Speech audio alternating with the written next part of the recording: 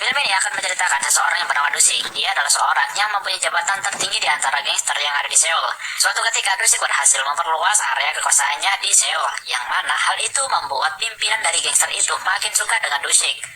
Namun hal itu sedikit ditentang oleh tetua-tetua yang lain ketika Dusik akan menjadi pimpinan di daerah Myeongdong dikarenakan Dusik tidak lulus sekolah SMA. Jadi kebanyakan dari anggota-anggota gangster di sana, mereka tidak bersekolah sehingga pengetahuannya di bawah rata-rata IQ manusia. Bahkan Dusik yang ditanyai tentang alamat emailnya malah menjawab alamat rumahnya. Ini adalah Kim Sang-do, tangan kanan dari Dusik yang cukup berpendidikan. Sedangkan ini adalah Daigari, manusia yang bodohnya sudah tidak tertolong dan selalu sok tahu. Dia hanya mengerti tentang perkelahian saja. Dari sinilah akhirnya Dusik memutuskan untuk mendaftar sekolah agar bisa mendapatkan ijazah SMA. Dan beberapa tugas pun diberikan kepada Daigari untuk menjaga gengnya. Namun dengan sifat IQ yang di bawah rata-rata, Daigari malah mengira bahwa Dusik akan dipenjara. Sang-do kemudian menemukan sekolah swasta yang menurutnya sekolah itu cukup bagus, yakni SMA Sang-chun. Dusik bisa masuk ke sekolah itu dengan persyaratan bahwa ia harus memberikan sumbangan ke sekolah itu. Dan di sini Sang-do juga memanipulasi umur dari Dusik agar terlihat lebih muda.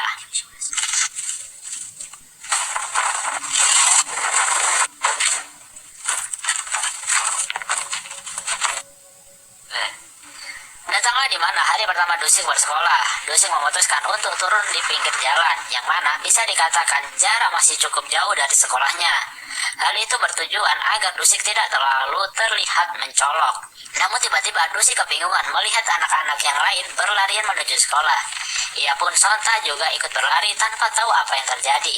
Tiba-tiba ia melihat dompet seorang cewek yang terjatuh dan bergegas untuk mengambilnya. Karena hal itulah membuat Dusik terlambat masuk sekolah. Ternyata mereka berlarian karena sudah tahu akan terlambat masuk sekolah. Dusik dan beberapa teman lainnya dihukum, yang mana Dusik dipukuli oleh salah satu guru karena keterlambatannya tersebut. Daigari yang mengawasi bosnya bersekolah itu tidak terima dengan perlakuan guru tersebut. Namun Sang-do menahannya karena itu bisa mengacaukan semuanya jika mereka turun tangan. Kemudian kita akan diperlihatkan seorang cewek dan cowok bertulang lunak yang sedang berdandan di kamar mandi. Kemudian ketika Yunju ingin masuk ke WC, tiba-tiba keluar 3 cewek yang diduga telah merokok di dalam WC. Dan terjadilah perkelahian di antara mereka karena mereka saling tidak terima diejek. Dari kejadian itulah membuat mereka semua dibawa ke ruang guru untuk mendapatkan hukuman. Namun sayangnya kelompok dari Yunju yang mendapatkan hukuman, sedangkan kelompok dari Jie dibebaskan. Jam masuk sekolah pun dimulai. Dusik sangat terlihat gugup di hadapan siswa-siswa lainnya. Sampai ketika Dusik disuruh untuk memperkenalkan dirinya, ia malah menanyakan, apakah kalian sudah makan? Jelas saja membuat siswa lainnya bingung mendengar hal itu. Bodoh anjir. Dusik di sekolahnya selalu mendapatkan bulian oleh preman di kelasnya yang diketuai oleh Babari dan selalu meminta uang kepada Dusik. Dusik tidak pernah melawan akan hal itu. Ia selalu menerima bulian itu meskipun sebenarnya Dusik sudah kesal. Semua itu ia lakukan agar tidak mendapatkan masalah di sekolahnya dan bisa lulus sekolah tepat waktu. Suatu hari Dusik lupa membawa makanan siangnya sehingga meminta Sang-do untuk mengantarkannya. Dan ketika Sang-do mengantarkan makanannya, tanpa sengaja ia bertemu dengan guru yang cantik bernama Lee. Sang-do pun jatuh cinta pada pandangan pertama pada guru tersebut dan langsung mengajaknya untuk makan siang. Para guru sedang melakukan rapat yang mana mereka membicarakan bahwa keuangan SMA Sang-chun sedang bermasalah dan juga dikabarkan bahwa divisi urologi mengalami penurunan dari segi pemasukan. Oleh karena itu, setiap siswa laki-laki yang belum sunat diminta untuk menggunakan jasa rumah sakit tersebut dan tentu saja itu tidak gratis. Para siswa laki-laki pun melakukan sunatan massal di rumah sakit sekolahnya. Dan ketika giliran Dusik, para dokter pun kaget melihat otong dari Dusik banyak tindih perni matahari. Dan terlebih parahnya lagi, para dokter tersebut lupa memberikan obat bius sakit kepada Dusik ketika disunat.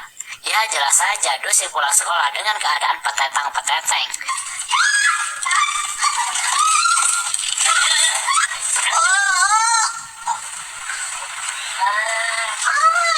Di bus Perjalanan pulang tanpa sengaja ternyata ada seorang gangster lain yang melihat Dusik sedang memakai seragam sekolah, dan ia pun segera untuk melaporkan hal itu kepada bosnya. Keesokan harinya di sekolah, para preman di kelasnya Dusik tidak sengaja melihat keseksian dari Guru Lee, dan terjadilah ketegangan si Johnny yang baru saja disunat. Ketika di kelas bahasa Inggris, Dusik telah mengerjakan semua PR-nya dengan benar, sehingga membuat Guru Lee kagum, yang mana padahal PR tersebut telah dikerjakan oleh Sang-do. Sang-do mengaku kepada Dusik bahwa ia sedang berkuliah saat ini. Namun ketika Dusik menelpon ayahnya dan menanyakan tempat kuliah Sang-do, ternyata Sang-do tidaklah berkuliah. Bahkan Sang-do juga sempat diusir dari sekolahnya. Karena mengetahui hal itu, Dusik marah kepada Sang-do.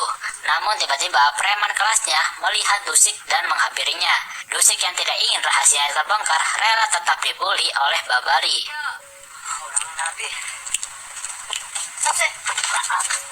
Besoknya di sekolah, beberapa anak sedang dimarahin oleh wakil kepala sekolah karena mereka belum membayar uang album wisuda. Tiba-tiba Mr. Joe datang dan menyuruh mereka semua duduk. Kemudian diperlihatkan bahwa kepala sekolah sedang marah dikarenakan nilai matematika Jie jelek, yang mana guru matematika itu adalah Mr. Joe. Dan Jie juga sedang mendapatkan masalah di kelas bahasa Inggrisnya dikarenakan tidak memperhatikan pelajaran dan menentang Guru Lee, sehingga ia pun ditampar oleh Guru Lee. Dari kejadian itulah Jie mengadu kepada orang tuanya, sehingga membuat orang tuanya datang ke sekolah dan menampar balik Guru Lee. Terjadilah perdebatan di ruang guru, yang mana Mr. Joe mendukung penuh Guru Lee, dikarenakan memukul adalah hal wajar untuk mendidik siswanya, sedangkan wakil kepala sekolah terlihat membela orang tua Jie. Dari kejadian inilah Mr. Joe disidang oleh kepala sekolah dan mengetahui bahwa mereka membela orang tua Jie serta memanjakan Jie di sekolah itu dikarenakan ayah Jie seorang yang berkontribusi terhadap keuangan di sekolah itu. Di sisi lain kita akan diperlihatkan orang aneh yang selalu merekam kejadian-kejadian di sekolah Sang Jun. Tiba-tiba ia membuka baju dan melihatkan otongnya kepada siswa di kelas itu. Dan mereka pun dengan bahagia menontonnya. Elah, bambang. Sampai-sampai mereka tidak dapat menahan ketawa ketika Mr. Joe sedang mengajar. Namun siapa sangka ketika Mr. Joe ingin memberikan pelajaran kepada Babari, ia malah mendorong dan mengancam Mr. Joe. Dusik yang sudah tak tahan dengan kelakuan Babari langsung meluapkan kekesalannya dan menghajar habis-habisan Babari.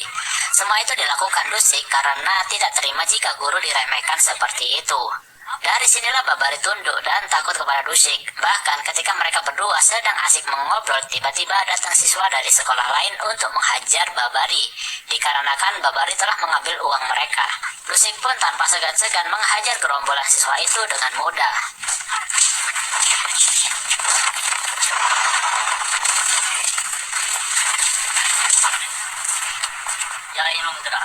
Keesokan harinya, giliran Guru Lee yang disidang oleh kepala sekolah. Kepala sekolah mempermasalahkan nilai-nilai bahasa Inggris siswanya yang pada hancur semua. Sambil meraba-raba payudara Guru Lee, kepala sekolah menasihati Guru Lee. Namun dengan spontan Guru Lee langsung mengundurkan diri dari sekolah itu. Kemudian Mr. Joe memanggil Yunju untuk memberikan nasihat agar lebih giat lagi untuk belajar dan mengurangi waktu bermainnya. Jadi Mr. Joe ini sangat memperjuangkan Yunju dikarenakan Yunju adalah anak yang pintar dan Yunju juga ingin melanjutkan kuliahnya setelah lulus SMA, di mana Yunju harus mendapatkan nilai-nilai bagus agar mendapatkan beasiswa masuk ke perguruan tinggi. Namun siapa sangka ketika Daigali menyewa cewek-cewek PSK untuk menemani makan malam Dusik dan yang lainnya, ternyata wanita itu salah satunya adalah Yunju. Mereka berdua pun kaget dengan kejadian ini. Yunju terpaksa melakukan hal itu dikarenakan agar mendapatkan uang untuk bisa melanjutkan kuliahnya.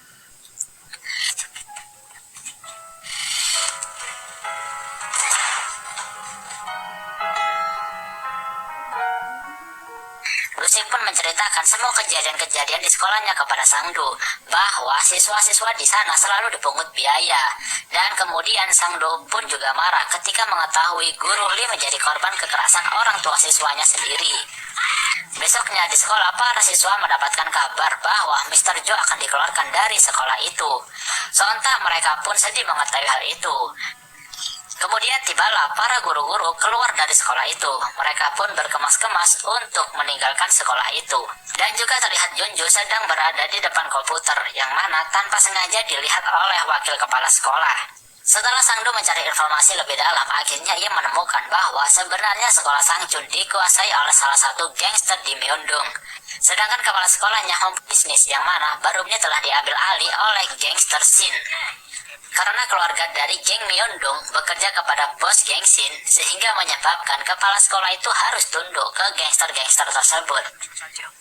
Keadaan semakin memanas ketika ada seseorang mengirimkan email ke beberapa situs di negaranya yang memberitahukan bahwa sekolahnya selalu memungut biaya setiap bulannya. Dan tiba-tiba wakil kepala sekolah mengingat Yunju sedang berada di depan komputer sendirian kemarin, sehingga mereka menuduh Yunju lah pelakunya.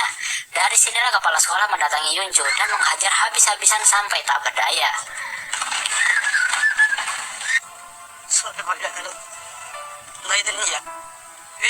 Di sisi lain, guru-guru yang keluar dari sekolah itu mengatakan kebusukan dari sekolah itu di media, bahwa mereka memilih memundur dari sekolah itu daripada harus memungut biaya yang hanya untuk kepentingan guru itu sendiri. Dan terlebih lagi, para guru itu dipaksa untuk mendongkrak nilai siswanya bukan karena kepintarannya, tetapi karena uang. Keesokan harinya, para guru dan siswa yang pro kontra dengan kebijakan sekolah itu berdemo di depan gerbang sekolah. Namun mereka malah dihajar oleh gangster yang menguasai sekolah itu. Dusik yang melihatnya sudah tidak tahan lagi. Meskipun kelulusannya sudah beberapa bulan lagi, Dusik memutuskan untuk mengambil alih sekolah itu. Dusik pun melawan para gangster itu sendirian. Dan naasnya, ia hampir tak sadarkan diri setelah mendapatkan pukulan tepat di kepalanya.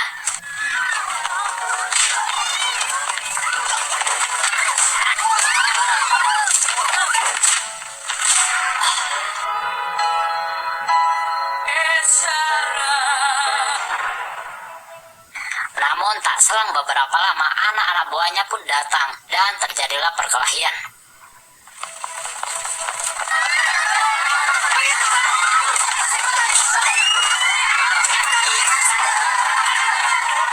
Dan akhirnya mereka pun menang dan berhasil mengambil alih sekolah itu. Tetapi gangster Gangnam tiba-tiba muncul untuk membalaskan kembali kekalahan mereka.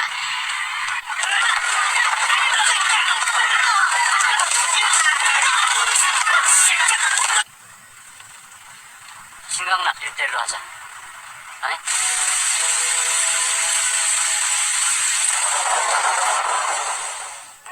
Singkat cerita, setelah perkelahian itu terjadi, polisi pun datang dan Dusik pun dipenjara atas kejadian ini.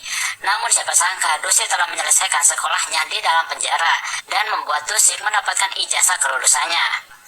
Di akhir cerita akan memperlihatkan sebuah obrolan bahwa ternyata untuk menjadi penguasa atau pimpinan tidaklah cukup SMA. Dusik harus lulus sampai perguruan tinggi.